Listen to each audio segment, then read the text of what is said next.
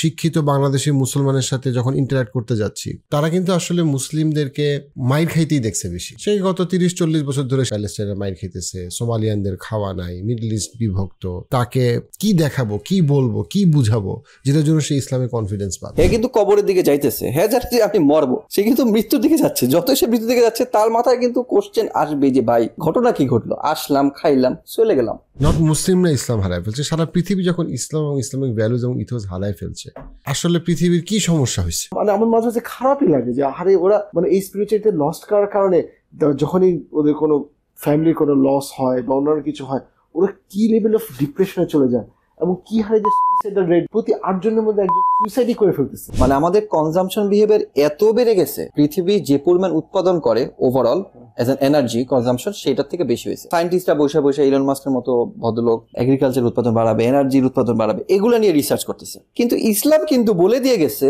যে বাবা তুমি ওই যে স্বল্প খাওয়া দাওয়া করো, ওভারঅল তুমি কম খরচ করো। আরে বেটা, তোরকে বলা হয়েছে তুই উজু করার সময় তুই যদি নদীতে উজু করস, তারপরে বলছে be careful of the water usage. মানে ইকোনমিক্সে পড়াশোনা করে নাই, সে একটা আইডিয়া দিল যে মানে তোমরা রিভার ধারে কাছেও যাও না। একটা তো হচ্ছে গ্রাউন্ড ব্রেকিং আইডিয়া দেওয়া, আর ওই গ্রাউন্ড ব্রেকিং আইডিয়া এতটাই রেলেভেন্ট যে ওই আইডিয়া থেকে মানুষ যখন সরে গেছে তখনই মানুষ বিপদে পড়ছে। টুথব্রাশের মতো দুনিয়াকে চিন্তা করতে হবে। আমি দাঁত মাজতেছি কিন্তু টুথব্রাশের প্রতি আমি অ্যাটাচড হই না। ইট শুড নট বি আমার গোল্ড বা ডায়মন্ড। এটা হচ্ছে এমন একটা জিনিস লাগছে, ইউজ করছি, পুরান হয়ে গেছে, ফেলাই দিব। মানে হচ্ছে ইসলাম আমাকে মেন্টালিটিতে হাত দেয়, বিহেভিয়ারে হাত দেয়, লাইফস্টাইলে কিন্তু ও কিন্তু আমাকে চেঞ্জ করতে বলতেছে। দুইটা বিষয় আমাকে খুব অবাক করে। যে পরিমাণ মানুষ আমার পডকাস্ট দেখে এটা অসম্ভব উৎসাহজনক, কিন্তু যারা আমার পডকাস্ট দেখছেন তার 80% আমার চ্যানেলের সাবস্ক্রাইবার না। একটা অনুরোধ করছি, আপনারা যদি আমার চ্যানেলে সাবস্ক্রাইব করেন তাহলে আমার কন্টেন্টের কোয়ালিটি, টপিক সব কিছু যেমন একদিকে অনেক বেশি আরও ইমপ্রুভ করবে, আবার আপনারা নিশ্চিত থাকতে পারেন আমার কোনো ভিডিও বা পডকাস্ট আপনারা মিস করবেন না। So please subscribe.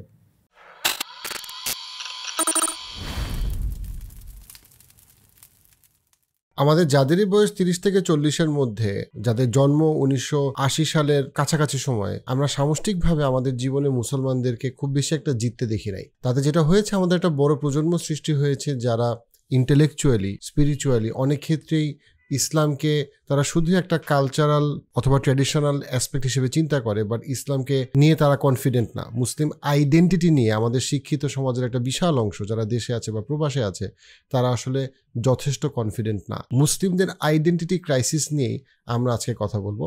ফরচুনেটলি আমি আবার আমার 2 ভাইকে পেয়ে গেছি। আমরা আপন 3 ভাই। আমার বাকি 2 ভাইয়ের পরিচয় জানে না, তাদের জন্য খুব ছোট করে আমার বড় ভাই ডক্টর জাকারিয়া আমিন বুয়েটে মেকানিক্যালের স্টুডেন্ট ছিল, তারপরে ন্যাশনাল অফ সিঙ্গাপুরে সে পিএইচডি করেছে, তারপরে পরবর্তী সে অস্ট্রেলিয়াতে কুইন্সল্যান্ড ইউনিভার্সিটিতে পোস্টডকের পাশাপাশি। তুই বসলি আমরা একটা আড্ডা দিব, চা খাবো, এটাই আর কি।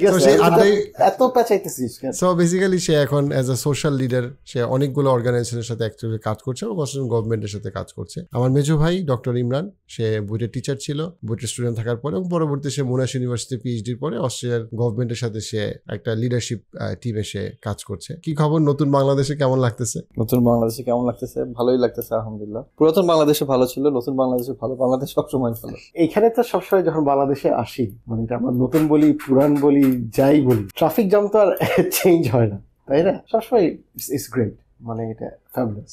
আমরা যদি একটু আজকের টপিকে আসি, যে মুসলমানদের, শিক্ষিত বাংলাদেশি মুসলিমদের একটা বড় অংশ ছোটবেলায় বাবার সাথে জুমার নামাজ পড়তে যাইতো, but at the same time সে যখন বড় হয়েছে, বিজ্ঞান পড়ছে বা যে কোনো কমার্স পড়ছে বা এনিথিং আর্টস পড়ছে, তাদের একটা বড় অংশের মুসলিম আইডেন্টিটির প্রতি আসলে কোনো রকম জেনুইন রেসপেক্ট নাই।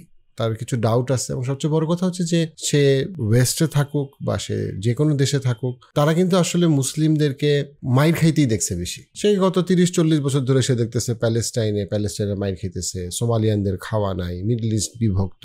সে দেখতেছে ইলন মাস্ক হোক অথবা ইউরোপিয়ান আমেরিকানদের দাপট, এবং সেই দাপটে সে স্বাভাবিকভাবে সে মনে করে যে তারা কেমনে এত ভুল হয় যেখানে তারা এত অশিক্ষিত। সেখান থেকে মুসলিমদের ওভারঅল শিক্ষিত সমাজের একটা বড় অংশের ইসলামের ব্যাপারে কনফিডেন্স আসলে খুবই কম। এটা বাস্তবতা, এটা আমরা হয়তোবা যারা নামাজ পড়ি মসজিদে তারা এটা স্বীকার করতে চাই না, বা তারা আমাদেরকে খুব সহজে তাদেরকে আমরা তাগুত গোমরাহ বলে রেখে দিতে চাই। বাট দ্য রিয়ালিটি ইজ বিশাল সংখ্যক একটা মুসলমান, আমরা যে বলি 1.7 বিলিয়ন মুসলিম বা 2 বিলিয়ন মুসলিম অ্যাপ্রক্সিমেটলি, তারা একটা বিশাল অংশ আসলে ইসলাম নিয়ে বিন্দুমাত্র তাদের সম্মান নাই, একটা বড় অংশের। তো সেইখানে আমরা যারা ইসলাম নিয়ে ভাবি বা ইসলামের জয়গান গাওয়ার চেষ্টা করি, বা সেইখানে আসলে এটার শুরুটা কোথায়, বা আমি একটা শিক্ষিত বাংলাদেশি মুসলমানের সাথে যখন ইন্টারাক্ট করতে যাচ্ছি, মেবি আমি তাকে কি দেখাবো, কি বলবো, কি বুঝাবো যেটার জন্য সে ইসলামে কনফিডেন্স পাবে। আমি যখন অস্ট্রেলিয়াতে গেছি আমি কিন্তু সবসময় শার্ট প্যান্ট পরে থাকি, কিন্তু ওইখানে গিয়ে যখন আমি সোসাইটিতে মিশছি তখনই কিন্তু আমি তোপ বা পাঞ্জাবি এগুলি পড়ি। এটা বড় একটা কারণ হচ্ছে আমাকে অস্ট্রেলিয়া যেটা দেখাইছে যে তুমি যাই হোক তুমি যেন একটা কনফিডেন্ট হও। তুমি যদি ভেজিটেরিয়ান হও, ঠিক আছে, তুমি একটা কনফিডেন্ট ভেজিটেরিয়ান, এবং এটাকেই ওরা রেসপেক্ট করে, এটাকেই মানুষ রেসপেক্ট করে। তুমি যদি বলো যে হ্যাঁ তুমি হিন্দুতে বা হিন্দুইজমে বিশ্বাস করো, বি দ্যাট ওয়ান, তুমি ভাবে করো। তুমি যদি অন্য মানে লেসবিয়ান বা গে হও, তুমি যদি একটা কনফিডেন্ট মানুষ হয় তখনই সেটা করে। এবং এটাই আমাকে মনে হচ্ছে যে না, আমি যেহেতু ইসলামে বিশ্বাস করি এটা আমার জন্য সবগুলিতে এটা হবে। এবং তখনই মানুষজন যেটা করে, বিশেষ করে ওয়েস্টার্ন ওয়ার্ল্ডে, এবং আমি বিশেষ করে এখনকার যে ওয়ার্ল্ডে আমরা এখন আছি, মানুষজন এটাই চায় যে হ্যাঁ সে যেটা বলছে সে যেন সেটাই হয়। সে যেন এমন না হয় যে সে বলতেছে ভাই আমি ইসলাম বা মুসলিম, কিন্তু আমি নামাজ আসলে এরকম পড়ি না। তখন সে মনে করে এই লোকটা আসলে ঠিক হিপোক্রিটিক্যাল, এ বলতেছে একটা হচ্ছে আরেকটা। এবং সে তখন তার জব লাইফে হোক, ফ্যামিলি লাইফে হোক, ভ্যালু প্রপোজিংয়ে হোক, সেই জিনিসটা হয়ে যায়। এবং আমি তখন করি কি, আমি নিজেকে এটা থেকে বের হয়ে নিয়ে আসি। এবং এটার মানে one of the big outcome হচ্ছে আমাকে, মানে লং স্টোরি শর্টে আমি এখানে যেটা হচ্ছে যে আমাকে যখন লোগান কাউন্সিলের ওদের যেই ম্যাগাজিনটাতে ওরা প্রত্যেকটা বাসা একটা করে কপি দেয়, গভর্নমেন্টের একটা কপি যায়, সেটা হচ্ছে প্রায় 100K হাউসের মধ্যে চলে গেছে। ওইখানে ফ্রন্ট কভার পেজে আমি এবং আরেকজন আসছে, সেখানে ওরা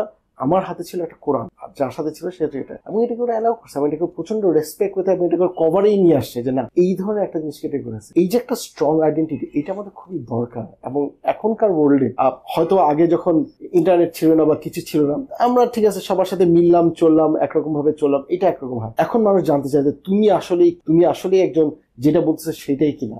যদি না হয় তখন তোমাকে সে আসলে অন্য ক্যাটাগরি নিয়ে যায়। Everyone wants to know that who you are, and what you say, you work on that one.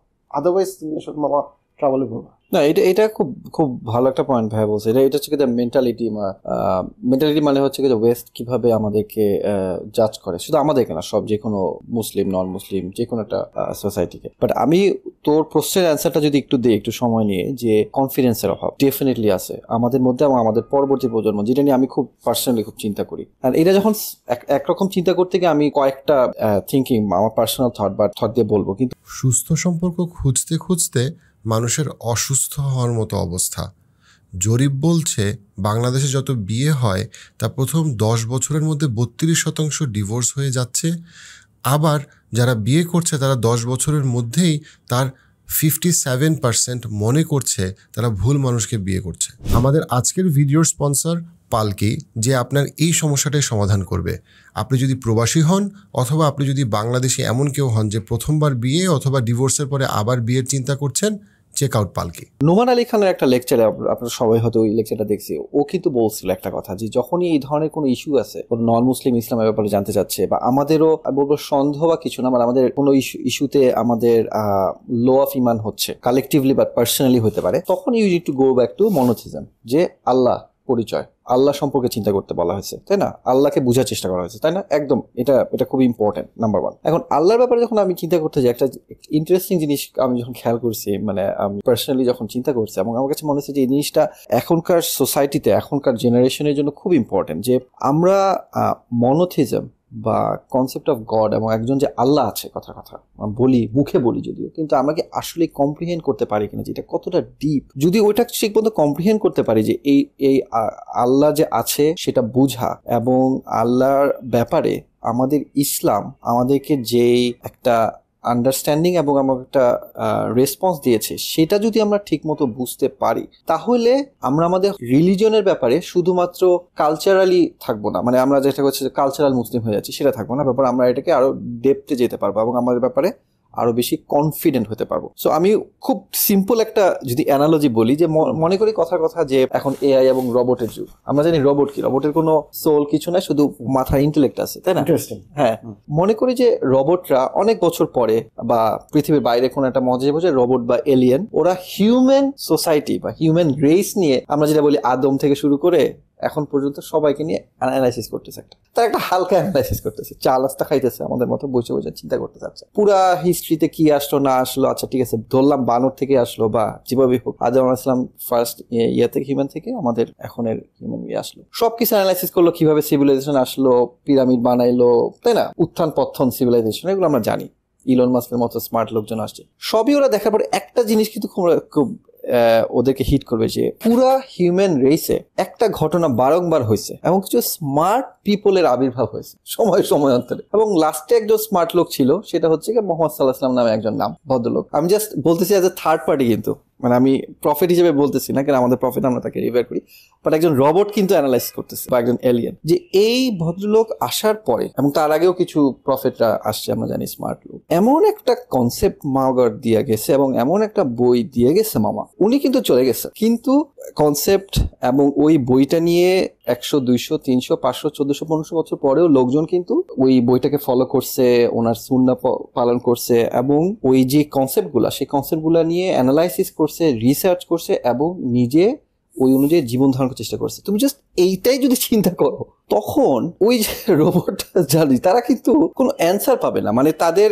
বিবেক দিয়ে বা ইন্টেলেক্ট দিয়ে তারা কিন্তু বুঝতে পারবেন যে কেন এই কনসেপ্ট অফ গড দরকারটা কি, বা এই জিনিসটার আসলো কোত্থেকে, তারা কিন্তু মাথা চুলকাতেই তাদের দিন চলে যাবে, ব্যাপারটা তারা বুঝতে পারবে না। এই রোবটের জায়গায় তুমি যদি এখন একটা হিউম্যান বিংকে আনো, যে হচ্ছে গিয়ে এইথিস্ট, যে বিলিভ করে না, তার কথা চিন্তা করো, সে কিন্তু যতই মুখে বলুক যে না আসলে কিছু নাই, কিন্তু হে কিন্তু কবরের দিকে যাইতেছে, হ্যাঁ যাচ্ছে আমি মরবো, সে কিন্তু মৃত্যুর দিকে যাচ্ছে, যতই সে মৃত্যুর দিকে যাচ্ছে তার মাথায় কিন্তু কোশ্চেন আসবে যে ভাই ঘটনা কি ঘটলো, আসলাম খাইলাম চলে গেলাম, বুঝো নাই? তার মানে হচ্ছে যে এই যে একটা ধোঁয়াশা জীবন, এই ধোঁয়াশা জীবনের যে কোনো অ্যান্সার নাই, সেই অবস্থা থেকে কিন্তু তাকে মরে যেতে হবে। কিন্তু ইসলামের দিকে যদি এখন আসি, শর্ট করা, ইসলাম কিন্তু এই যে ধোঁয়াশাময় জীবন, এই যে গায়েবী যেই নলেজ, সেটার সুন্দর একটা কম্প্রিহেন্সিভ অ্যান্সার দিছে, এবং এই অ্যান্সারটাই কিন্তু আমাদেরকে কনফিডেন্ট করার কথা। আমরা করতে পারতেছি, এটা আমাদের ব্যর্থতা, কনফিডেন্ট করার কথা। খুব শর্ট করে জাস্ট আমি যেই প্রবলেমটার কথা বললাম, যে এই যে কনসেপ্ট অফ গড বা যে বিবেক যাদের আছে বা ইন্টেলেক্ট আছে, তাদের ব্যাপারে যদি বলি, রোবটের কথা বলি, তারা কেন কখনোই এটার অ্যান্সার পাবে না? বিকজ আল্লাহ সুবহানাহু ওয়া তাআলা হাদিসে জিবরিলের অ্যানালাইসিস যখন করছে, মুফাসসিরগণ ওনারা খুব সুন্দরভাবে বলছে যে ইসলামের 3টা ফ্যাকাল্টি আছে আমাদের ধর্মে। একটা হচ্ছে ইসলাম, ইমান আর তাসাউফ কথা বলা হয়েছে। ইসলামকে বলা হচ্ছে বাহ্যিক, এক্সটার্নাল, নামাজ রোজা। ইমানকে বলা হয়েছে যে আকল বা তোমার চিন্তা ভাবনা, ইন্টেলেক্টকে কম্প্রিহেন্ড করে, তোমাকে স্যাটিসফাই করে যে তুমি মৃত্যুর পরে কই যাবা, এটাতে বিশ্বাস, বুকে বিশ্বাস, ফেরেশতা বিশ্বাস। আরেকটা কথা খুব বলা, খুব ইন্টারেস্টিং, যেটা আমি পার্সোনালি খুব রিভিউ করি, আমার খুব পছন্দ, সেটা হচ্ছে রুহ, কনসেপ্ট অফ রুহ। জাস্ট এই যে কনসেপ্ট অফ রুহ বা সোল, যেটা হচ্ছে কি আমাদের বলা হচ্ছে যে আমাদের একটা ফিতরা আছে। ফিতরা মানে হচ্ছে কি এমন একটা কনসেপ্ট যেটা হচ্ছে যে সবসময় এটা একটা জ্বলন্ত ইয়ের মতো, বাতির মতো, ও শুধুমাত্র সার্চিং ফর হিজ মাস্টার, তাই না?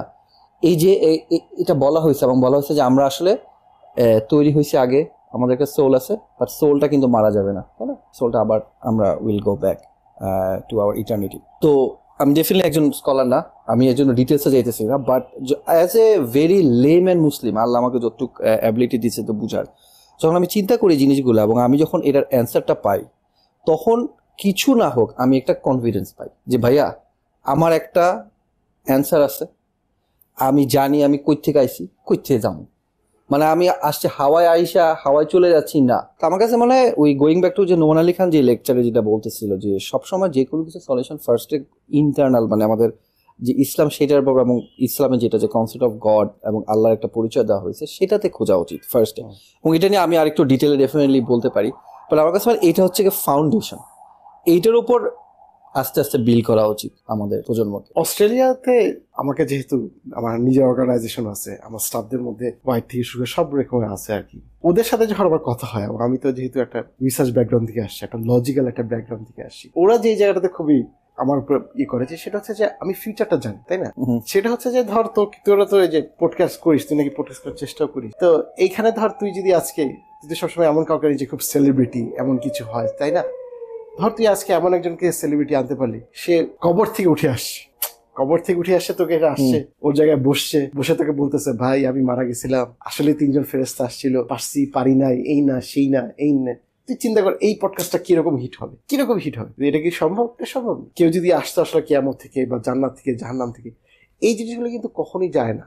এবং যেটা হচ্ছে যে আসলে এখন আমরা মানব জাতি এখন দুর্ভাগ্যজনক জায়গায় চলে গেছি যে ক্রিশ্চিয়ানিটি বা অন্যান্য যে ধর্মগুলি আছে তারাও লস্ট, তারাও আসলে খুব ভালো মতো পিকচারাইজ করতে পারে না যে আসলেই ফিউচারের কনসেপ্টগুলি কেমন হবে, ডে অফ জাজমেন্ট বল, এটা বল।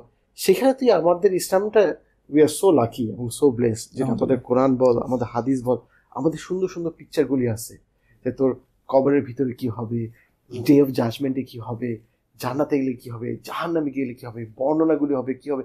আমরা খুব কনফিডেন্টলি বলতে পারি যে হ্যাঁ, যারা ভালো ভালো কাজগুলি করতেছে তাদের কি হচ্ছে, যারা খারাপ খারাপ কাজ করে কি হবে।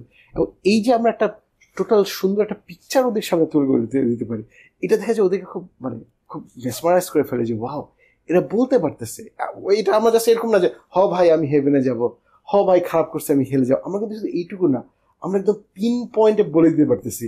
এবং আমি তো এইভাবেই বলি যে দেখো তুমি যেখানেই যাও জিপিএস চালু করো, যে হ্যাঁ ভাই এখানে গেলে এরকম হবে, তুমি রাস্তাটা চিনো, তারপরে তুমি জিপিএস চালু করো যে তুমি শিওর হইতে চাও যে তুমি এখানে আছে। আমরা মুসলিমরা উই আর লাকি যে আমরা অন্তত জানি যে এই কাজটা করলে এটা জিপিএসটা কি, ভালোটা জিপিএস কি আমরা কি জানি, খারাপটা জিপিএসটাও কি এইটাও আমরা জানি। এবং that makes us much more confidently as a soul, as a being than anything else, যেটা আমরা অন্যদিকে রিয়েলি বিট করে ফেলতে পারি। একটা ধর্ম বা একটা ফিলসফি বা একটা জীবন বিধান সেটা কতটা পাওয়ারফুল এটা বোঝার কিন্তু একটা ভালো মানদণ্ড হইতে পারে যে এটা যে সিভিলাইজেশনটা তৈরি করছে সেই সিভিলাইজেশনটা আসলে কতটা মজবুত। কারণ দিনের শেষে যে একটা ধর্ম বা ফিলসফির একটা আইডিয়া দিতেই পারে, বাট কেউ যদি ওইটার সিভিলাইজেশনের যে কতটা টেকসই এটা চিন্তা করে এবং এটার আন্ডারলাইং রিজনগুলো চিন্তা করে, সেই জায়গাটা একটা আমার কাছে মনে একটা কনফিডেন্স একটা বড় জায়গা হইতে পারে। মানুষের একটা বড় সমস্যা হচ্ছে মানুষ খুব অস্থির, সে খুব হঠাৎ করে সে চাকরি চলে গেলে সে মনে করে তার জীবনে আর কোনোদিন চাকরি পাবে না, আর একটা প্রমোশন পাইলেই সে মনে করে যে আমার জীবনে আর কখনো দারিদ্রতা আসবে না। বাট আসলে আমরা যদি একটু সময়টাকে পৃথিবীর ম্যাপে, পৃথিবীর এই 5,000, 10,000, 50,000 প্রতিদিন মানুষ ছিল, আমরা দেখবো যে এই যে আমার জীবনের 30-40 বছর এটা বা 25 বছর এটা আসলে খুবই ছোট্ট একটা সময়। আপনি দেখেন ইসলাম, আপনি যখন বলতেছেন মুসলিম আইডেন্টিটিতে আমি কনফিডেন্স কেমনে পাবো, আপনি চিন্তা করেন মুসলিম আইডেন্টিটি শুরু হয়েছে কত থেকে, 1400 বছর আগে মরুভূমি থেকে, যেটা কোনো ইকোনমি ছিল না, যেটা কিছুই ছিল না, অ্যাবসলিউটলি কি বলবো জিরো থেকে শুরু হয়েছে। সেখান থেকে 1400 বছরে আপনি যদি পুরো 1400 বছরের ইতিহাসটাকে জাস্ট সিম্পলভাবে দেখেন, আপনি যদি সিম্পলি চ্যাটজিপিটিও জিজ্ঞেস করেন যে ভাই এই সময় সবচেয়ে স্ট্রংগেস্ট ইকোনমিক স্ট্রেংথ কারা ছিল, মিলিটারি স্ট্রেংথ কারা ছিল, সবচেয়ে স্ট্রংগেস্ট সিভিলাইজেশন কারা ছিল এই 1400 বছর আগে, সবচেয়ে বড় নলেজ বেস কোথায় ছিল, আপনি দেখবেন যে পুরাটাই ছিল হচ্ছে মুসলিমরা। সো এই 1400 বছরের রিসেন্টলি চ্যাটজিপিটিকে জিজ্ঞেস করা হয়েছে সবচেয়ে ইনফ্লুয়েন্সিয়াল কে ছিল প্রফেসর সো আমি বলছি যে এই 1400 বছরে মুসলমানরা যে খেলাটা খেলছে এর ধারে কাছে অন্য কেউ খেলতে পারে নাই। এটা একটা জাস্ট এক্সাম্পল হিসেবে বলার জন্য বলি যে আমেরিকান অ্যাস্ট্রোফিজিসিস্ট এখন খুব পপুলার নীল গেগ্রাস, নামটা প্রোনাউন্সিয়েশনে উচ্চারণ ভুল হইতে পারে, বাট সে খুবই পপুলার। অ্যান্ড তার একটা খুব ইন্টারেস্টিং একটা কথা সে বলছে যে মুসলিমদের রাইজ মুসলিমদের ইন্টেলেকচুয়াল রাইজ অ্যান্ড ফল, সেটা বলতে গিয়ে সে বলছে যে যদি 900 সাল থেকে 1400 সাল পর্যন্ত 900 to 1400 এই টাইম লাইনের মধ্যে 500 বছরে যদি ওই সময় যদি নোবেল প্রাইজ দেওয়া হইতো, এখন যেমন ইয়ারলি নোবেল প্রাইজ দেওয়া হয়, তার প্রায় প্রত্যেকটা নোবেল প্রাইজ মুসলিমরা পাইতো ফর 500 ইয়ার্স। এবং সে এমন একজন যে কিন্তু একজন এইথিস্ট, যে এইথিজম প্রিচ করে, যে ডেফিনেটলি খুবই ব্রিলিয়েন্ট একজন ফিজিসিস্ট আমাদের সময়, mostly America based, but even he understands and agrees যে মুসলিমরা এমন একটা 500 বছর বা 600 বছর ইন্টেলেকচুয়াল স্ট্রেংথে ছিল যেটা আনপ্যারালাল আমাদের এই রিসেন্ট হিস্ট্রিতে। And on top of that even as as early as মাত্র 3000 ইয়ার্স আগে আমরা যদি এই মুঘলদের টাইম লাইনটা আমরা যদি চিন্তা করি, ইন্ডিয়া, পাকিস্তান, বাংলাদেশ এবং তাদের সাম্রাজ্যের ব্যাপ্তি দেখি, আমরা যদি অটোমান এম্পায়ার দেখি, এবং আমরা যদি দেখি যে এই অটোমান এম্পায়ার এবং মুঘল এম্পায়ারকে তো আসলে সেপারেটলি স্টাডি করা হয়, বাট সবগুলোরই বেসটা কি? ইসলাম। সেই ইসলামকে আমরা আসলে 1400 বছর থেকে, অর্থাৎ রাসূলুল্লাহ সাল্লাল্লাহু আলাইহি ওয়াসাল্লাম যে লেগাসিটা স্টার্ট করছে সেটা থেকে এখন পর্যন্ত আমরা আসছি। এখন ডেফিনেটলি মুসলিমদের একটা ডাউন টার্ন, ডেফিনেটলি এই মানে মুসলমানদের এখন একটা সর্ট অফ কালেকটিভ একটা ডাউন টার্ন যাচ্ছে। বাট আমরা ক্লিয়ারলি আমরা যদি ইন্ডিকেশনগুলো দেখি, আমরা দেখব যে মুসলমানরা খুব এখনও এক্সট্রিমলি রেলেভেন্ট একটা power house, to a point যেখানে ভারতে এখন ভারতের অ্যাটলিস্ট একটা বড় অংশ যদিও ইসলাম বিদ্বেষী, কিন্তু ভারত যখন ট্যুরিজম অ্যাট্রাক্ট করে সে কিন্তু তাজমহলকে দেখায়, যে তাজমহলের টোটাল ইন্সপিরেশনটা ইসলামিক আর্কিটেকচার। এখনও ইউরোপ, স্পেনের ওই মস্কগুলার আর্কিটেকচার দিকে তারা মার্ভেল করে, যে জিনিসগুলো আসলে মুসলিমদের মানে আইডেন্টিটি। আমরা যে সামনের 50 বছরে আফ্রিকার রাইজকে আমরা যে মানে ফ্যান্টাসাইজ করি, আমরা খেয়াল করি না আফ্রিকার ওই অঞ্চলের রাইজগুলোকে আমরা দেখাচ্ছি যেখানে আসলে মুসলিমরা মেজরিটি। আমরা যে ব্রিক্সের কথা বলি, যে এই ব্রিক্স হয়ে যাচ্ছে ইউএস এর এগেন্স্টে সবচেয়ে বড় পাওয়ার হাউস, সেই ব্রিক্সের সবচেয়ে বড় একটা স্ট্রেংথ শুধু চায়না, রাশিয়া না, সেটা হচ্ছে মুসলিম কান্ট্রিগুলা। এখন পৃথিবীর হাব হিসেবে দুবাই উঠে আসতেছে and so on. So Muslim economy, Muslim intellectual strength কিন্তু আস্তে আস্তে মানে মোর অ্যান্ড মোর আবারও এই ডাউন টার্নের মধ্যে আবার রেলেভেন্ট হয়ে যাচ্ছে। অনেক সিভিলাইজেশন একেবারে মানে সেই লেটস আমরা যদি এখন মানে সেই মানে ওল্ড টাইম রোমান বা পার্সিয়ান এম্পায়ারের কথা যদি বলি, সেটা মানে এমনভাবে মানে ডিক্লাইন হয়েছে যেটা আবার কবে ফেরত আসবে, আদৌ আসবে কিনা বলা মুশকিল। বাট মুসলিমরা ইজ এক্সট্রিমলি রেলেভেন্ট, এবং সো সেইখানে মুসলিম আইডেন্টিটি নিয়ে আমাদের আসলে কি বলবো মানে মনে করা যে এটা তো আসলে খুব একটা মানে কি বলবো, ইটস নট এটাকে উইনিং বোট মনে না করা, লুজিং বোট মনে করা আমাদের জন্য বোকামি। এবং এখানে একটা জিনিস যেটা আমি মানে মনে করি যেটা রেলেভেন্ট, সেটা হচ্ছে গিয়ে যে রাসূলুল্লাহ সাল্লাল্লাহু আলাইহি ওয়াসাল্লাম যে গ্রাউন্ড ব্রেকিং আইডিয়াগুলো দিছিল, সেই গ্রাউন্ড ব্রেকিং আইডিয়াগুলা বা আমাদের রিচুয়ালসের মধ্যে যেগুলো আছে সেগুলা এখনও রেলেভেন্ট। এবং সেই রেলেভেন্সটা মডার্ন টাইমসের, যেখানে নর্মালি 1400 বছর আগে কেউ অনেক কিছু বললে আইডিয়াসগুলা মানে কি হয়ে যাওয়ার কথা, বিলুপ্ত হয়ে যাওয়ার কথা, বা হারায় সময়ের কষ্টি পাথরে হারায় যাওয়ার কথা, সেইখানে ওই আইডিয়াগুলো আসলে এখন অনেক প্রবলেম সলভ করতে পারে। সেটা কিন্তু একটা খুবই মানে ট্রিমেন্ডাস একটা ব্যাপার। সো ফর এক্সাম্পল 1400 বছর আগে কারো জন্য বলা যে মানে প্রত্যেকটা মানে ধনী ব্যক্তিকে তার অ্যাসেটের 2.5% দিয়ে দিতে হবে এই 8টা খাতে, যেটা বেসিক্যালি সোসাইটির ইকোনমিকে ফ্লো করবে, ধনীরা গরিবদেরকে দিবে, অসহায়দেরকে দিবে, জাকাতের কথা বলতেছি। এটা কিন্তু একটা খুবই মানে রিডিকুলাস আইডিয়া মানে ওই সময় চিন্তা করলে। কিন্তু 1400 বছর পরে আমরা চিন্তা করতে পারি যে ওটা যদি আসলে ইমপ্লিমেন্ট করা হইতো তাহলে সেটা আসলে কতটা ধনী গরিবের বৈষম্যকে কমাইতে পারতো। এবং যখন মানুষ ওই আইডিয়াগুলোকে এবং ইন্টারেস্টকে হারাম করা হয়েছে 1400 বছর আগে, যে একজন মানে আমাদের কনভেনশনাল সেন্সে যে ফাইন্যান্সের এক্সপার্ট না, মানে ইকোনমিক্সে পড়াশোনা করে নাই, সে একটা আইডিয়া দিল যে মানে তোমরা রিবার ধারে কাছেও যাও না, রিবা হারাম অ্যান্ড সো অন, সুদ হারাম, সুদের ধারে কাছে তোমরা যাও না। এই আইডিয়াটা কতটা প্রোফাউন্ড, যে আইডিয়াটা যখন মানুষজন বাদ দিয়ে যখন পুরো ব্যাংকিং সিস্টেমকে দাঁড়া করাইছে, এখন আমরা বুঝতেছি এই ব্যাংকিং সিস্টেমে কী পরিমাণে ভাওতাবাজি আছে বা কী পরিমাণে এটা ধনী গরিবের বৈষম্য ইন্টারেস্টের কারণে আরও বাড়ছে। সো একটা তো হচ্ছে গিয়ে গ্রাউন্ড ব্রেকিং আইডিয়া দেওয়া, আর ওই গ্রাউন্ড ব্রেকিং আইডিয়া এতটাই রেলেভেন্ট যে ওই আইডিয়া থেকে মানুষ যখন সরে গেছে তখনই মানুষ বিপদে পড়ছে। আমার মধ্যে একটা সিম্পল এক্সাম্পল দেখি যে হ্যাঁ, ফাস্টিং ইসলাম আসার আগেও ছিল রোজা, কিন্তু 30 দিন একটানা ফাস্ট করতে হবে প্রত্যেক বছর প্রাপ্তবয়স্ক মানুষকে, পুরুষ এবং নারীকে, নারীদের শুধু বিশেষ সময় ছাড়া, সেটাও আবার পরবর্তীতে করে নিতে হবে। 30 দিন ফাস্টিং, মানে এটা কিন্তু ধর মানে এটা শুনলে তুই যদি মানে এটা কিন্তু ধর খুবই অদ্ভুত একটা ব্যাপার যে 30টা দিন ফাস্টিং করতে হবে।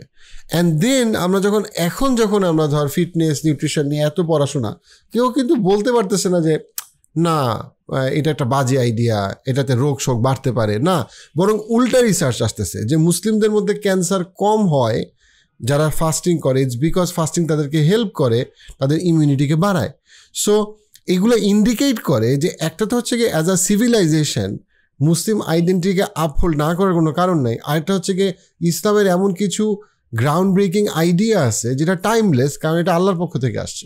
আমাদের এখানে ওয়েস্টার্ন ওয়ার্ল্ডে সবচেয়ে তাজিব করে দেয়, আমরা তো যেগুলো বলছি যেগুলি তো আমরা জানি, তাজিব করে দেয়, সেটা হচ্ছে হজ। মানুষ বলে কিরে, ওদের তো একটা বড় গ্যাদারিং মানে হচ্ছে কি ধর 100K, মানে ধর এইটাই ওরা চিন্তা করতে পারে। যেখানে হজের সময় যখন আসে, যেখানে কিনা মিলিয়ন্স অফ পিপল আসে, এমন যখন মিলিয়ন্স অফ পিপল শুধুমাত্র এক দেশের লোকই না, প্রত্যেকটা প্রান্তের লোকজন আসে।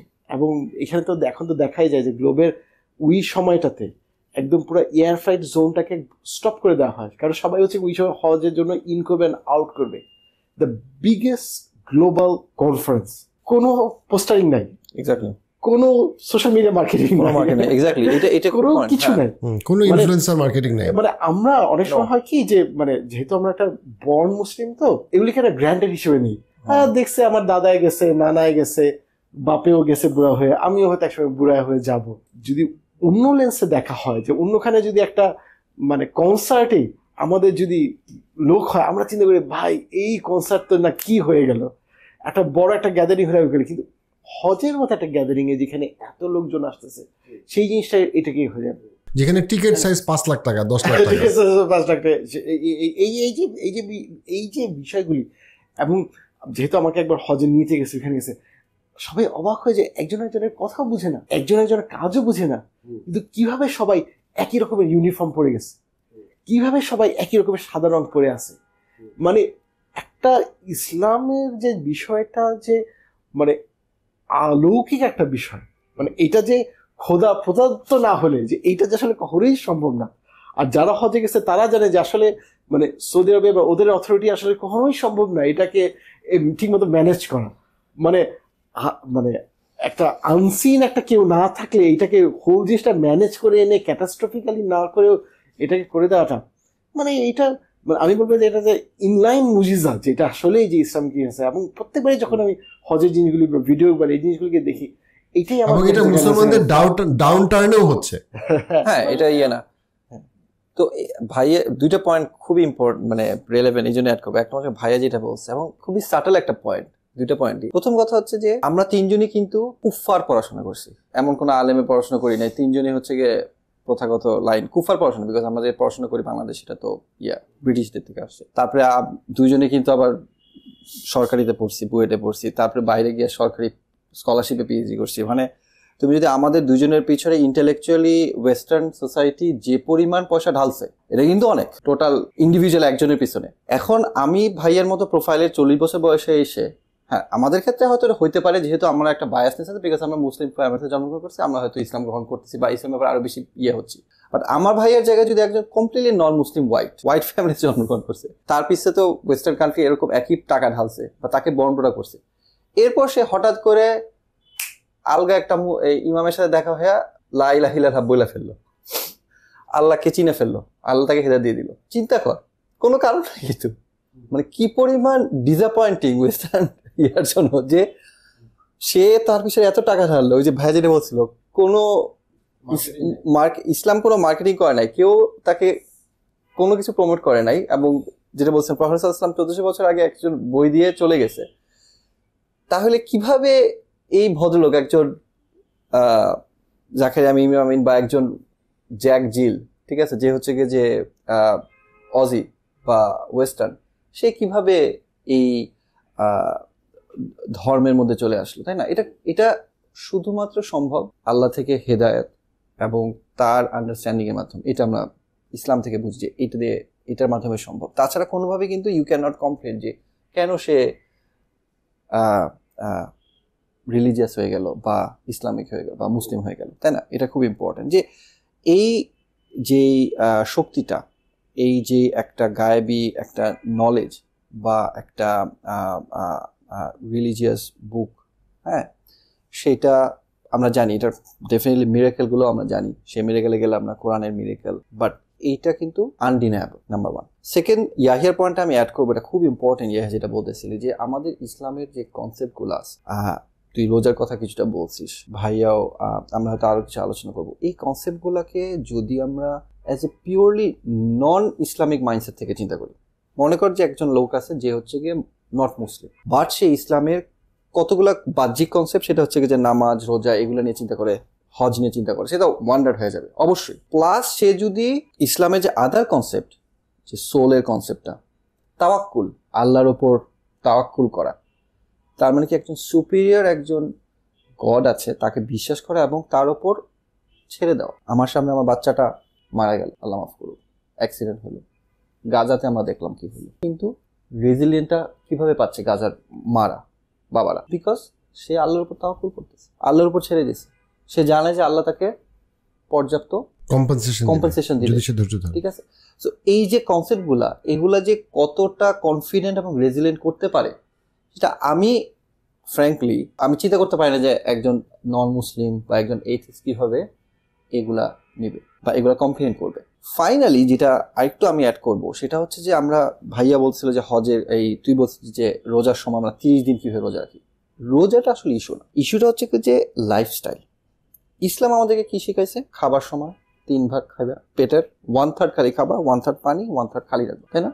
স্বল্প খাবা। 50-100 বছর আগেও কিন্তু নর্মাল যেই ট্র্যাডিশনাল হেলথ সিস্টেম, 100 বছর আগে কি বলতো?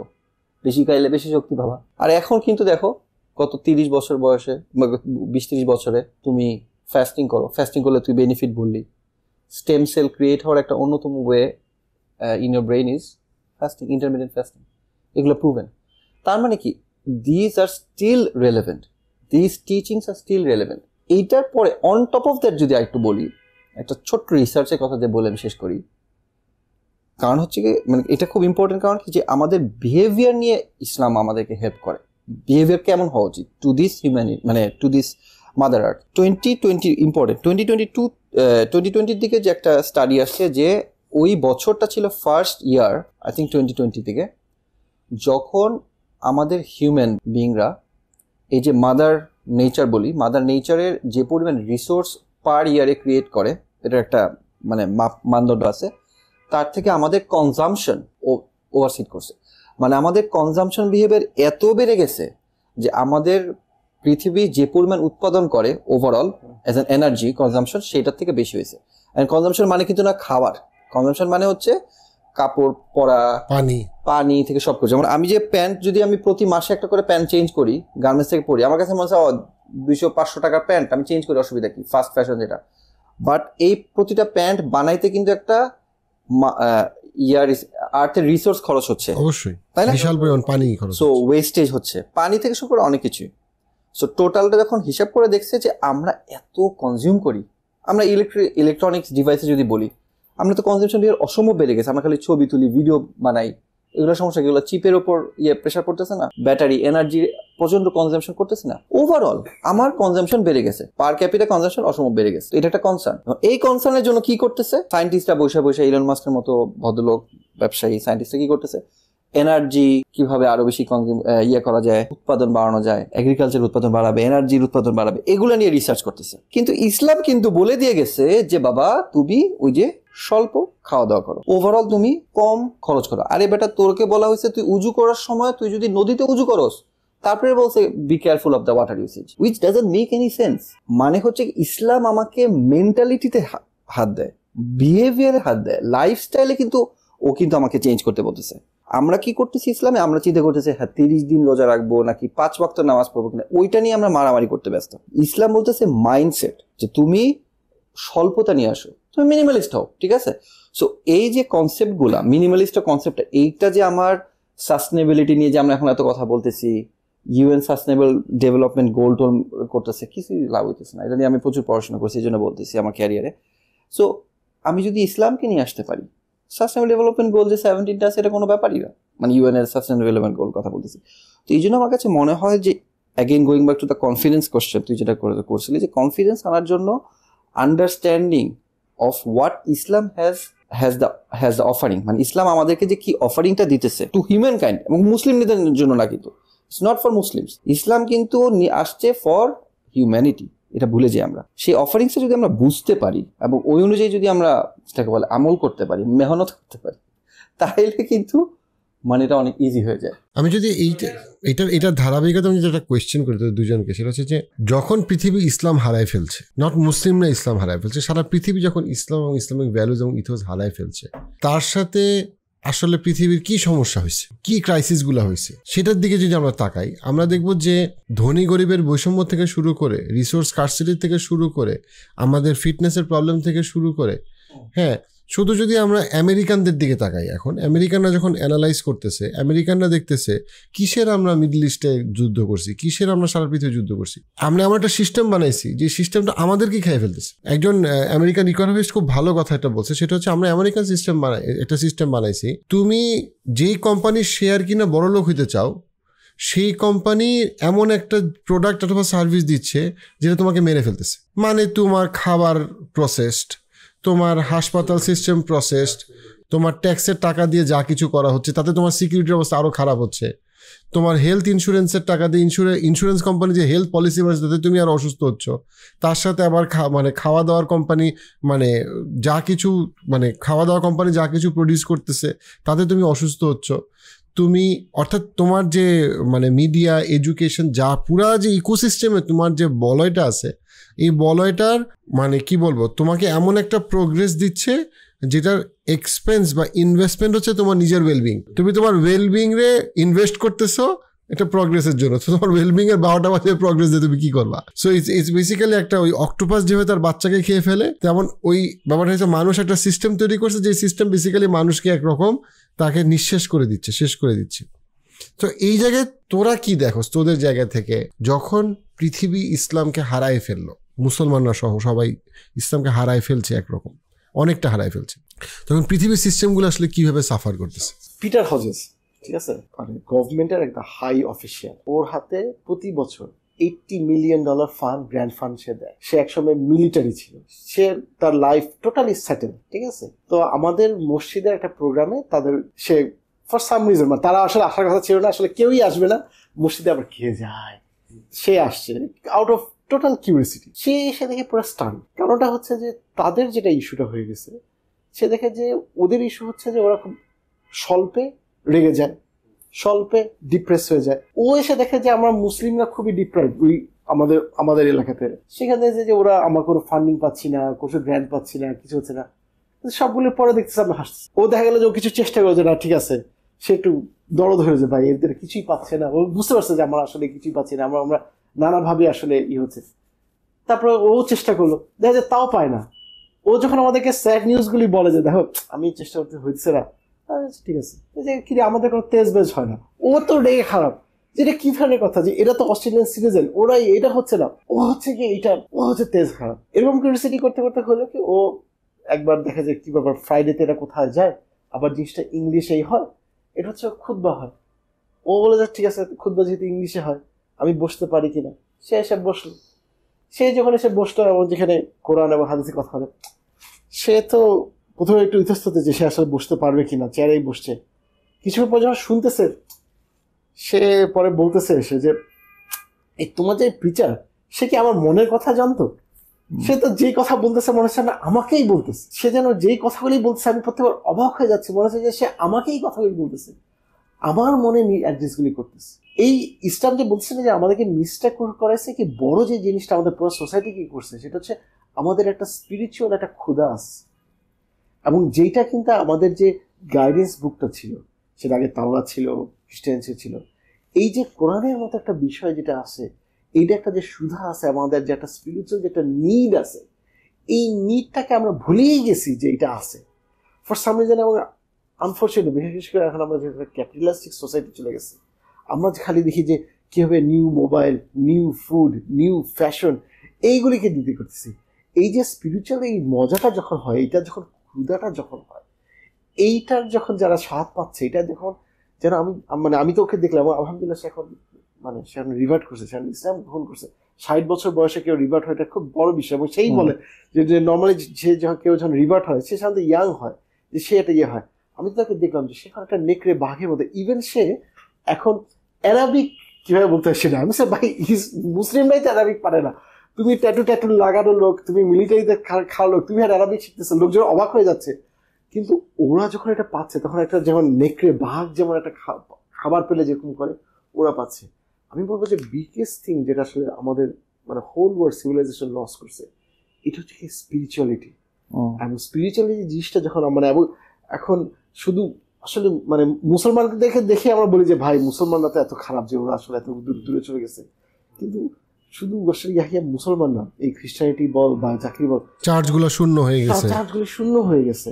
এবং ওরা মানে আমার মাঝে মাঝে খারাপই লাগে যে আরে ওরা মানে এই স্পিরিচুয়ালিটি লস্ট করার কারণে যখনই ওদের কোনো ফ্যামিলির কোনো লস হয় বা অন্যান্য কিছু হয় ওরা কি লেভেল অফ ডিপ্রেশনে চলে যায় এবং কি হারে যে সুইসাইডাল রেট, তুই তো জানিসই যে মানে প্রতি 8 জনের মধ্যে একজন সুইসাইডই করে ফেলতেছে। এবং বলে যে প্রতি একজন যে সুইসাইড করে এই 30 জন আরো এক্সট্রা যারা হচ্ছে কি আসলে সুইসাইডের কথা চিন্তা করতেছে। এবং হোল থিংটাই হচ্ছে যে যেহেতু হচ্ছে স্পিরিচুয়াল নেশাটা তার নাই, এটা হচ্ছে আমি দেখি যে বিগেস্ট থিং সে এটা হারাচ্ছে। এবং আমরা যদি মানে আমাকে যেটা কনফিডেন্সটা যেটা দেয় আমাদের কোর টপিক স্যার এই জিনিসটাই যে আমাদেরকে এই স্পিরিচুয়াল শিখানো এবং এই জিনিসটাকে দেয়। এবং আমি অ্যাগেন ব্যাক করবো যে রোজার যে মাসটা যেটা সেদিন মধ্যে আসতেছে, এই একটা মাসের মধ্যে যে আসলে কতটা স্পিরিচুয়ালিটি আনে মুসলমান তো ওরা তো অবাক হয়ে যায় যখন আমাদের ইয়ে হয়। ওরা বলে দ্যাট মান্থ, এবং ওরা বলে যে ভাই তুমি 30 দিন না খেয়ে থাকবে কীভাবে? আবার দেখি শুধু 30 দিন না খেয়ে না, রাতের বেলায় এসে আবার কি বলে নামাজ পড়তেছে, তারাবি পড়তেছে, মসজিদগুলি ভর্তি হয়ে যাচ্ছে। ওরা একদিকে বিরক্ত হয় যে আরে এত লোক আসে কেমনে, অন্যদিক দিয়ে আরো অবাক হয় এরা পারে কেমনি যে সারাদিন না খেয়ে আবার রাতের এটা করে। আবার তাই না 20 দিন যাওয়ার পরে যখন লাস্ট 10 দিন আসে তখন তো শুধু মানে ইন্টেন্সিটি বাড়ায় দেয় যে এরা আবার এরকম মানে ছুটি নিয়ে এরা 10 দিন মসজিদে আসে। আমাদের মসজিদে 50 জন ইতিকাফ করে, মানে ইয়াং এরা, মানে ওরা একটা এনিস্ট হয়ে যায়।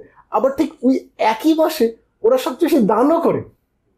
মানে এটা মানে মানে ওরাদের যখন মেয়র বা ওরাও দেখে যে এটা হয় কেমনি, আসলে একটা হিউম্যান বিং সে কিন্তু আসলে মানে ইজ আ হোল রমাদান মাস হোল ওয়ার্ল্ডের জন্য একটা শিক্ষা যে একটা মানুষ সে কত কম খেয়ে কত বেশি কাজ করে ফিনান্সিয়াল স্যাক্রিফাইস করে সে কতটুকু আসলে এস্টিমেট করতে পারে।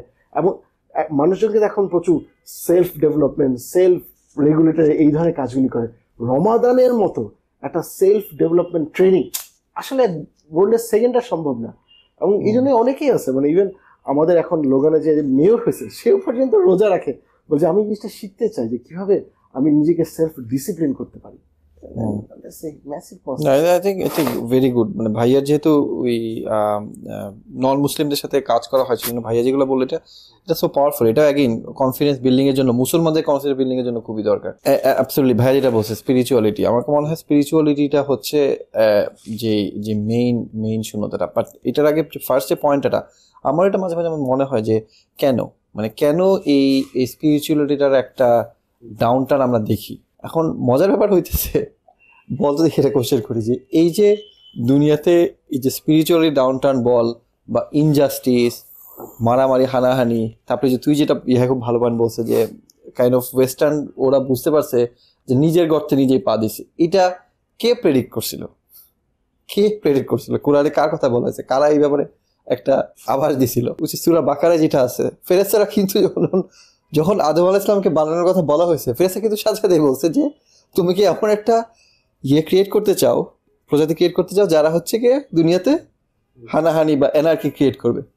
এবং এটা আমার কাছে খুব ইন্টারেস্ট লাগছে আয়াতে যে আল্লাহ সুবহানাহু ওয়া তাআলা কিন্তু যে রেসপন্সটা দিছিল উনি কিন্তু বলছে যে আমি যেটা জানি সেটা তুমি জানো না। মানে উনি কিন্তু বলে নাই যে করবে না, বাট তুমি যদি জাস্ট পিওরলি, এটা তো কোরআনে আছে, পিওরলি অ্যাগেইন হিউম্যান রেসের অ্যানালাইসিস করো অ্যাগেইন কেন প্রফেটরা আসছে, বিকজ পুরো ঘুরা ফিরে মানে হিউম্যান রেস নিজের গর্তে নিজেই পা দিছে, নিজেই সে করছে, ইনজাস্টিস নিয়ে আসছে, নিজেই কমে লুত উল্টাপাল্টা কাজ করছে। মানে তাকে যেভাবে বানানো হয়েছে হাজবেন্ড ওয়াইফ, তারপরে হচ্ছে যে কি বলে জানি সমকামিতা থেকে শুরু করে বাচ্চাকে মেরে ফেলা, হ্যাঁ, পাওয়ারের প্রতি অতিরিক্ত ডিজায়ার, ক্ষমতার লোভ, প্রতিটা জিনিস কিন্তু করে আসছে। তার মানে হচ্ছে যে এই দুনিয়াতে এটা আমাদেরকে ইসলাম শিখাই দিচ্ছে এবং ইসলাম এটা অ্যান্সারটা দিচ্ছে যে দুনিয়াতে তুমি যদি আলটিমেট সলিউশন চাও, আলটিমেট জাস্টিস চাও, এটা হবে না। এই পয়েন্টটা আমি এই জন্য বললাম তোর ক্ষেত্রে যে মানে কেন হচ্ছে, এটা কোশ্চেন আসতেই পারে যে এটা কেন হচ্ছে। কারণ হচ্ছে যে এটা হওয়ারই কথা। মানুষ বুঝতে পারছে যে এইটা কি করে কি আমার দুনিয়ার প্রতি আমার যে এক্সপেকটেশন সেটাকে ম্যানেজ করে। আমরা কিন্তু, আমি যেহেতু প্রজেক্ট ম্যানেজার এখন ইয়ে হয়েছে, আমরা কিন্তু expectation management, stakeholder management, expectation management নিয়ে খুব কথা বলি। তো আমাদের এই দুনিয়ার ব্যাপারে একটা এক্সপেকটেশন ম্যানেজমেন্টের দরকার আছে যে ভাইয়া এখানে অতিরিক্ত এক্সপেক্ট করিও না, কারণ এখানে ঝামেলা হইতেই পারে। এখানে একজন তোমার মাইরে চলে যাইতেই পারে, একজন বড়লোক হবে আর তুমি গরিব সারা জীবন থাকতেই পারো। বুঝছে, মানে এই জিনিসটা কিন্তু আমরা করে বলি মুখে, বাট যখন এর প্যাদে পড়ি আমি বলি, আমার কিন্তু মনে হয় যে না কেন আমি এটা করলাম। এটা কিন্তু খুব ইম্পর্টেন্ট। সো এই জিনিসটা আমার কাছে মনে হয় যে খুব খুব ফান্ডামেন্টাল। এবং এখানে আমি জাস্ট অ্যাড করবো, নোমান আলী খানের একটা লেকচারে খুব সুন্দরভাবে বলছিল যে দুনিয়ার ব্যাপারে বলা হয়েছে যেটা হচ্ছে আমরা যে দাঁত মাজি, দাঁত ব্রাশ, টুথব্রাশ, তাই না? তো টুথব্রাশের মতো দুনিয়াকে চিন্তা করতে হবে, তাই না? মানে টুথব্রাশ কি, টুথব্রাশ দিয়ে আমি দাঁত মাজি, তাই না? আমি দাঁত মাজতেছি, কিন্তু টুথব্রাশের প্রতি আমি অ্যাটাচড হই না। খুব ইম্পর্টেন্ট যে দুনিয়ার প্রতি আমাদেরকে বলা হয়েছে এমন একটা ফিলিং থাকতে বা থাকতে যেটা আমাদের টুথব্রাশের মতো, যে আমি টুথব্রাশ নিয়ে চিন্তা করি না আরে এটা আমি সারা জীবন রাখবো, এটা আমি করবো না, ইট শুড নট বি আমার গোল্ড বা ডায়মন্ড। এটা হচ্ছে এমন একটা জিনিস লাগছে, ইউজ করছি, পুরান হয়ে গেছে, ফেলায় দিব।